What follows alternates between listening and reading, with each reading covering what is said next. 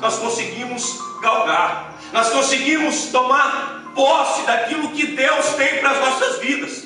É por isso que durante a caminhada de Jesus, muitos seguiam Jesus, mas nem todos conseguiam alcançar os seus objetivos. Não porque Jesus não podia realizar os sonhos ou os projetos de tal pessoas, é porque algumas pessoas seguiam Jesus, acreditavam que Jesus era apenas mais um, aqui fazia milagre aqui e ali, mas era apenas um milagreiro. Não, Jesus não é apenas aquele que vem solucionar os nossos problemas hoje e amanhã nós encostamos ele de lado e dizemos: Jesus, já foi solucionado os meus problemas, agora não preciso mais de ti. Não, Jesus é o nosso Salvador. Quando eu e você, quando nós jovens entregamos a nossa vida para Jesus, nós estamos fazendo e assumindo a responsabilidade de uma aliança, de um compromisso com Deus. E quando nós fazemos um compromisso com Deus, por mais que nós vamos no meio do caminho fraquejar, tentar parar, Deus vai nos fortalecer e não vai nos deixar parar. Com esta pequena introdução, eu quero falar aqui a respeito do que nós lemos. Eu disse aqui que Deus não intervém nas nossas escolhas. Só que meditando no livro do profeta Jeremias, eu vi algo bonito e ao mesmo tempo eu vi algo triste. Meditando no livro do profeta Jeremias, eu vejo algo que todos nós temos que passar em nossas vidas e não queremos passar. Todos nós, depois que decidimos servir a Deus, nós temos que ver, entender e compreender que uma vez que nós deixamos Cristo reinar em nós, não mais a nossa vontade, não mais o nosso sonho, não mais o nosso propósito, mas a vontade dele, o sonho dele, o propósito dele tem que ser realizado em nossas vidas. Preste bem atenção que o profeta Jeremias, ele está numa situação mais ou menos assim: filho de sacerdote. Segundo a tradição judaica, ele teria também que ser sacerdote. Só que Deus entra com uma intervenção divina na vida de Jeremias. Pastor, o senhor acabou de dizer que Deus não entra com uma intervenção de escolha na nossa vida. Só que quando eu disse isso, eu quero explicar bem claro para vocês aqui entender. Quando nós dizemos, quando nós falamos que Deus não entra e não toma decisões por nossas vidas, é quando nós ainda não pertencemos a Ele. Porque depois que nós decidimos realmente servir a Ele, realmente entregar a nossa vida para Ele, as escolhas já não são mais nossas. Preste bem atenção que Jeremias, acredito eu, por ser costume de tradição de família, ele já começa a projetar em sua mente de ser um dia um sacerdote no templo. Ele já começa a projetar como seria a sua vida, como seriam as suas vestes sacerdotais. Ele começa a imaginar como todos nós jovens fazemos planos para o nosso futuro. Como todos nós temos projetos em nossas vidas. Ninguém de nós aqui planejamos ou sonhamos em ser um zero à esquerda futuramente. Ninguém de nós aqui sonhamos ou planejamos futuramente ser uma pessoa qualquer no meio da população, da sociedade. Não. Todos nós, desde criança, quando nos pergunta e diz o que é que você quer ser quando crescer, nós temos por alguns exemplos crianças que dizem: quero ser médicos, quero ser doutores, quero ser coisas importantes, policiais, enfim. Algumas pessoas querem ser algumas autoridades, pessoas importantes no meio da sociedade. Você não vai ver crianças dizer assim: eu quero ser uma pessoa que ninguém olha, eu quero ser uma pessoa que ninguém dá nada por mim. Não, todos nós fazemos projeto, todos nós fazemos sonhos, sonhamos e queremos ser alguma coisa no futuro.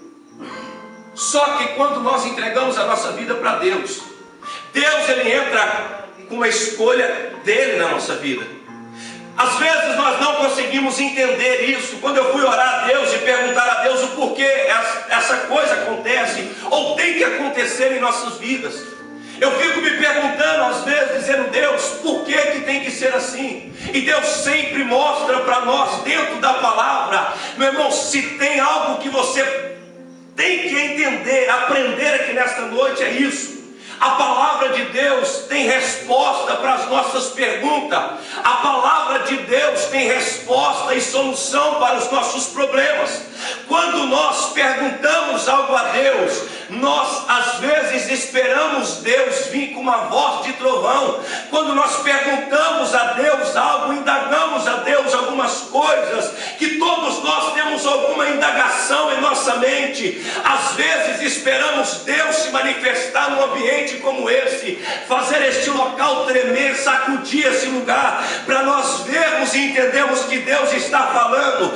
Quanto das vezes Deus está falando através de um balançar de uma folha de uma árvore, quanto das vezes Deus está falando através do louvor, através da palavra, e nós sem entendermos, sem termos a sensibilidade do Espírito Santo, voltamos para as nossas casas sem a resposta que nós estamos procurando, sem a solução para os nossos problemas.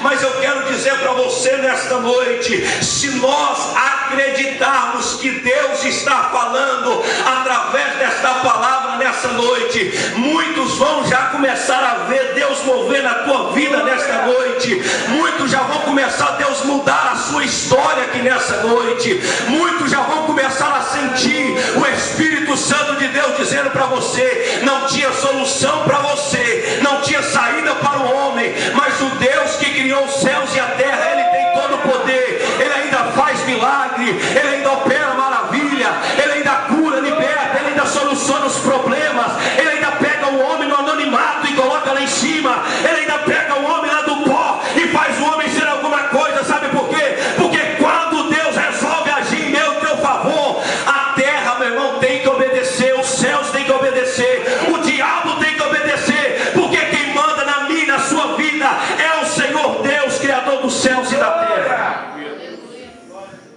Preste bem atenção. Jeremias faz projetos, projeta em sua vida ser sacerdote.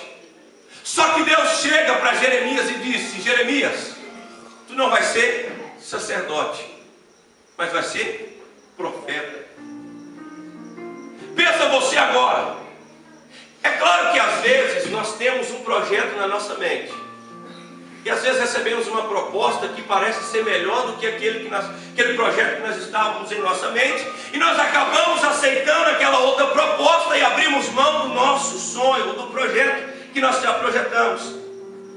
Só que a proposta de Deus para Jeremias aqui não é uma proposta, preste bem atenção, parece que não é uma proposta muito boa. Sabe por quê? Porque Deus está chamando Jeremias agora para uma situação que estava crítica. Deus está chamando Jeremias agora para uma situação difícil. Sabe por quê? Porque Deus está chamando Jeremias para profetizar para um povo que estava corrompido. Deus estava chamando Jeremias agora para profetizar para um povo que já não queria mais saber e reconhecer a grandeza de Deus. Deus estava chamando Jeremias agora para profetizar para a nação corrompida, que já se deitava com Baals, que já se deitava com deuses estranhos. Difícil é nós profetizarmos quando as pessoas não querem nos ouvir. Eu não sei você, jovem, quantas das vezes nós vamos evangelizar nas ruas, as pessoas às vezes pegam o panfleto ou o folheto e viram a cara para a gente, não falam bom dia ou boa tarde. Nós às vezes nos sentimos desprezados por causa disso. Agora imagina você na situação de Jeremias. Imagina você agora na situação de Jeremias. Deus chamando vocês agora para uma situação difícil. Deus chamando vocês agora para uma situação quase que impossível.